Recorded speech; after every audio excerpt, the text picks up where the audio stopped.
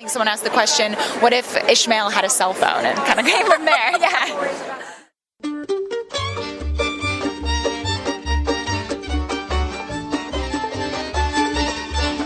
This is the Book of Life. I'm Heidi Rabinowitz. Call Me Ishmael is not just a famous opening line from Moby Dick. It's also a website that lets readers share their thoughts about their favorite books.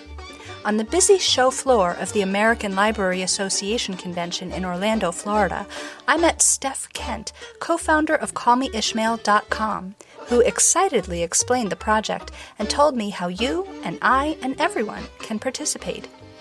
In fact, months after that initial meeting, we got together again to create an event called How Is This Book Different? Call Me Ishmael, the Association of Jewish Libraries, and the Jewish Book Council are co-sponsoring this celebration of Jewish story, and we want you to be a part of it.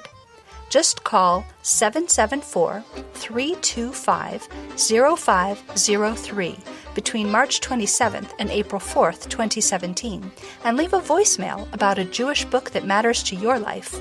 Then listen to everyone's stories at callmeishmael.com. Don't worry, I'll post all the details at bookoflifepodcast.com. Now, let's hear from Steph. I'm Stephanie Kent. Okay. I'm the co-founder of Call Me Ishmael. What is Call Me Ishmael? So Call Me Ishmael actually started as a literary project, a website where we collect anonymous voicemail messages about books. We launched it a few years ago and basically just put this phone number out into the world, sent it to a couple of friends that love reading, and it sort of spread really organically, and we got thousands of calls from people talking about why they love their favorite books. The project always sort of felt really physical and tangible because there's something really different about actually picking up a phone to contribute to a project. The act of listening to audio is so physical and tangible. So really wanted to figure out a way for it to be an installation, something that people could experience in real life, not just on the website. So we came up with the Call Me Ishmael phone, which is an old rotary pay phone that we actually gutted, put a computer inside of, and it's an exhibit now that's in libraries and bookstores around the world. What gave you the idea? So the original project actually started with a couple of friends and I were in a bar in New York City talking about our favorite first sentences of books, and of course Call Me Ishmael came up, which is one of the most famous ones, and just started kind of playing around with the idea of wouldn't that be a cool company name, and just sort of came from there organically. I think someone asked the question, what if Ishmael had a cell phone, and kind of came from there, yeah. That's great. So the name actually inspired the project. Yeah, exactly. It's a little different. I noticed on your sample rotary phone here you have a few Jewish titles, and of course that's what I'm interested in. So do you get many anonymous calls reviewing Jewish books? Yeah, we do. One of our first calls actually was Anne Frank's diary, and we find this trend that when we feature a call about a book, other people are sort of like reminded of their story about the book, so then they contribute too. So we get a lot about Anne Frank's diary. Mouse is another really popular one, the graphic novel.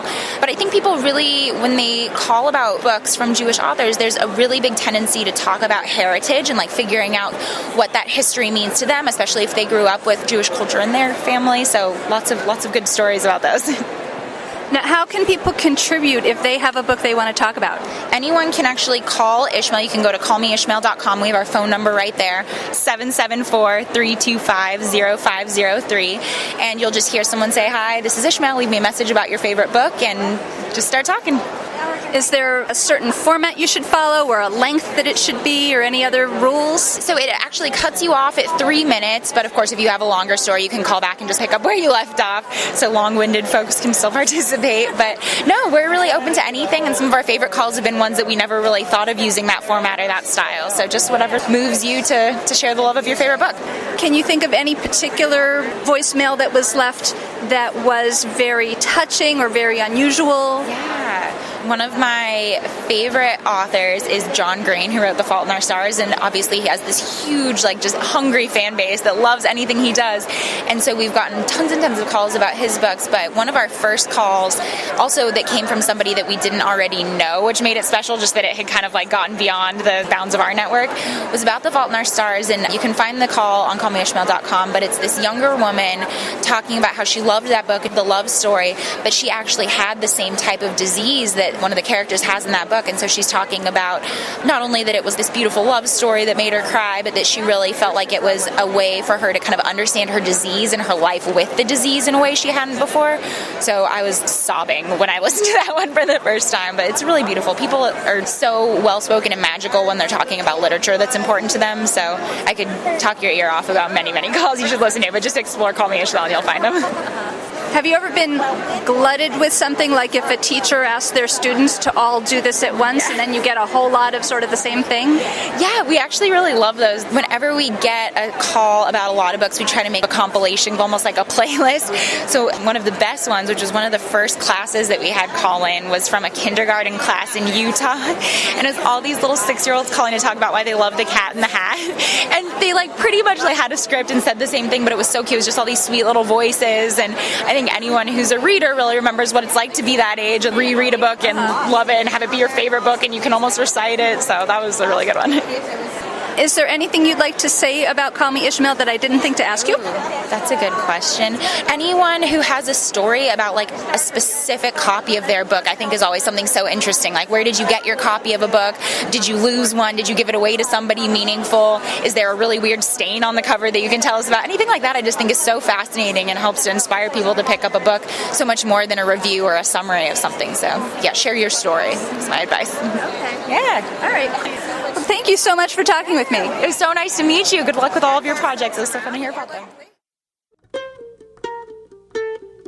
This is Rabbi Moshe Rosenberg.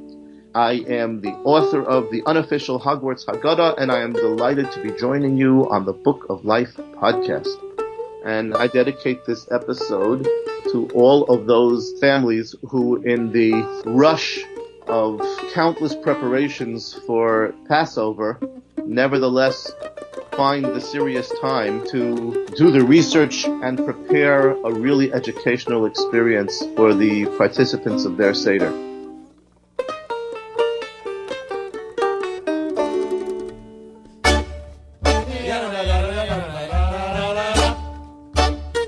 If you enjoy the Book of Life podcast, please become a patron at patreon.com/bookoflife.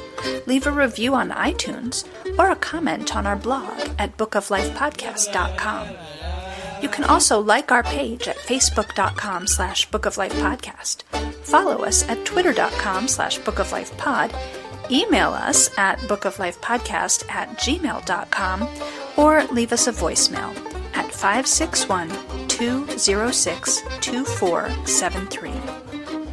The Book of Life is a podcast service of the Feldman Library at Congregation B'nai Israel in Boca Raton, Florida at cbiboca.org and is supported in part by the Association of Jewish Libraries at jewishlibraries.org. Our background music is provided by the Freilach Makers Klezmer String Band. Thanks for listening and happy reading.